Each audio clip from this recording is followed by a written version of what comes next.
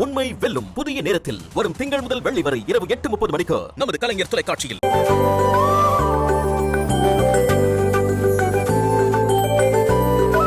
வணக்கங்க. வாங்க வாங்க. வணக்கம். உட்காருங்க.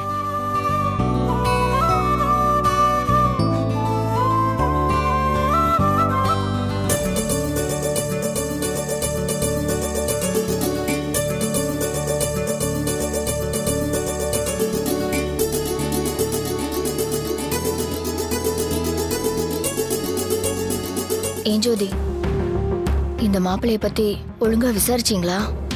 அப்புறம் நாளைக்கு ஏதாவது பிரச்சனைன்னு சொல்ல போறாங்க. சும்மா இருங்க நீ. அதெல்லாம் ஏற்கனவே விசாரிச்சாச்சு. நீங்க எதையாச்சும் குழப்பி விட்டுட்டு இருக்காதீங்க.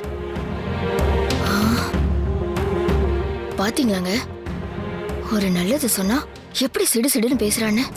விடுறி, நம்ம பொண்ணுக்கா கல்யாணம், கண்டுக்காம விட்டு தள்ளு. இவங்க தான் பொண்ணோட அப்பா அம்மாவா? இல்ல இல்ல, இவங்க பொண்ணுக்கு அத்தை மாமா. ஓ, இவங்க தான் அப்பா அம்மா.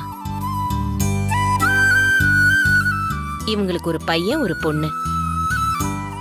பொண்ணு அர்ச்சனா. டிடியை ரெடி பண்ணிட்டு இருக்கா. இந்த பையன் தான் அர்ஜுன். மறுபையன் இருந்தும் பொண்ணை வெளியில குடுக்குறீங்க. சொந்தத்துக்குள்ள கல்யாணம் பண்ணி வைக்க வேணாம்னு நினைச்சிட்டீங்களா? அப்படிலாம் இல்லைங்க.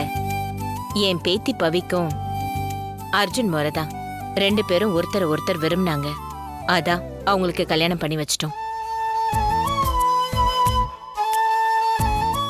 ஆனா டிடிக்கும் அர்ஜுனை கல்யாணம் பண்ணிக்கணும்னு விருப்பம் இருந்துச்சு.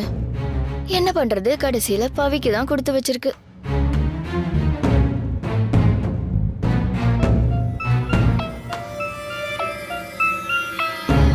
அது ஏதோ சின்ன வயசுல அர்ஜுன் முறை பையன்னு ஏதோ ஆசையில பேசிட்டு இருப்பா. இது எல்லா குடும்பத்திலும் இருக்கிறது தானே, மற்றபடி சீரியஸா எதுவும் இல்லை.